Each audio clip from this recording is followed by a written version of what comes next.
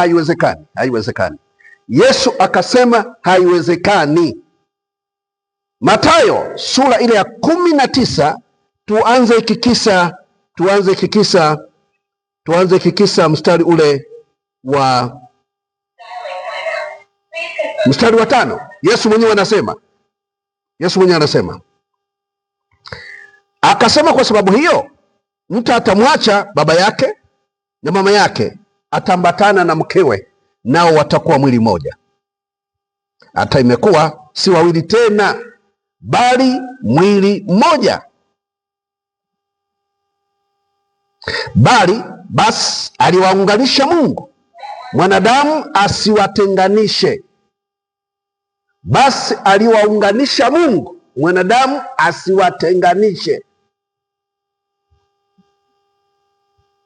Bali aliwaunganisha Mungu, mwanadamu asiwatenganishe. Huyo ni mwalimu wetu mkuu Yesu Kristo. Tunaendelea kusoma mstari wa 7.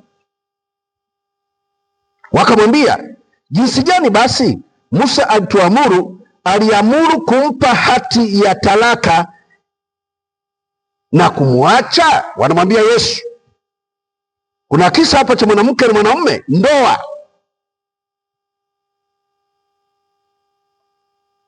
Wakamwambia Yesu, mstari wa 7, wakamwambia, jinsi gani basi Musa alimwamuru kumpa hati ya talaka na kumwacha? Yesu, mstari wa 8, akasema, akawaambia Musa, kwa sababu ya ugumu wa mioyo yenu aliwapa ruhusa kuwaacha wake zenu, lakini tangu mwanzo haikuwa hivi. Mstari wa 9, nami nawaambia, Yesu anasema, nami nawaambia, Musa kwa sababu, nami nawaambia, mstari wa 9, kila mtu amwachaye mkewe, isipokuwa ni kwa sababu ya uasherati, akaoa mwingine, azini, naye amuaye yule aliyeachwa azini. Mstari wa 10 ndio my turning point. Wanafunzi wake wakamwambia, mambo ya mtu na mkewe yakiwa hivi haifai kuoa. Mstari wa 11 Yesu akasema, lakini yeye akawaambia, si wote wawezao kulipokea neno hili, ila wale waliojaliwa. Wale waliojaliwa, wale waliojaliwa. Kuhusu kumwacha mke wako, unajua tuliasi kwa mambo mawili tu. Mke kwa kuto kumtii Adamu, kwa sababu lile agano la kutokula tunda ilikuwa ni contract kati ya Mungu na Adamu, haikuwa kati ya Mungu na Eva. Ndio maana hata Eva alipo Mungu akumwambia Eva, uko wapi? Mungu akumwambia Eva, uko wapi? Alisema, Adam, uko wapi? Adam, uko wapi? Sasa hapo akasema, mbona mimi nashangaa, wanaume ndio waliopeleka hii kesi kwa Yesu, as if wenye matatizo ni wanawake tu. Hata wanaume tunayo matatizo. Yesu akasema, hapana, ukishakuwa na mtu, ukishakuwa na mke wako, mume wako, huo ni mwili mmoja, huruhusiwi kumwacha. Hicho ndicho kipimo cha wewe kwenda mbinguni, kwa sababu uliasi kwa kupenda na Eva aliasi kwa kutokutii. Ni mitihani miwili mikubwa. Kama hutamtii mume wako, basi Mungu huwezi kumtii, maana Biblia nzima imejaa utii. Na kama hutampenda mke wako, Biblia nzima imejaa upendo. Usijidanganye, hicho ndio kipimo chako. Hata kama akasema Musa alituambia tuache, Yesu akasema ni kwa sababu ya ugumu wa mioyo yenu. Kwa sababu ya ugumu wa mioyo yenu. Musa alikuwa anapokea kesi kila wakati, mapigano kila wakati. Na serikali sasa hivi imeshasema msio mnalazimisha watu waliochokana kutokana na ile kesi ya Dar es Salaam hii ya mtu aliyeua mke wake kwa kumchoma magunia mawili ya mkaa. Watu wakifika mahali wakasema kwamba mapenzi yameisha, basi tu kwa sababu ya sheria hakuna, lakini kimungu hakuna kitu kama hicho. Yesu anatukataza hapa.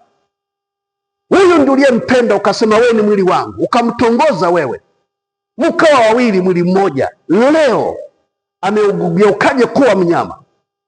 Ni shetani huyo. Ni vizuri twende kwa mwanzilishi wa wazo la ndoa. Wazo la ndoa likutoka kwa Adamu, lilitoka kwa Mungu. Na Yesu hapa narudia, aliyowaunganisha Mungu mwanadamu asiwatenganishe. Huwa tusemi shetani asiwatenganishe, maana wavunjaji wa ndoa kubwa ni wanadamu. Ndio maana Yesu akasema kwamba mwanadamu asiwatenganishe. Wewe uliyeoa afu nakaa kwenu, wewe uliyeoa alafu utaki kuondoka mazingira ya kwenu. Ndio maana katika Biblia kuna kipengele mwanaume ataondoka wa kufanyiwa send off party. Ilikuwa wewe mwanaume, watakuvunjia nyumba dada zako. Hujaolea kijiji, umemuoa mke wako peke yako. Hapiki vizuri, kamwambie mke wako. Hajui hili, kafundishe mke wako.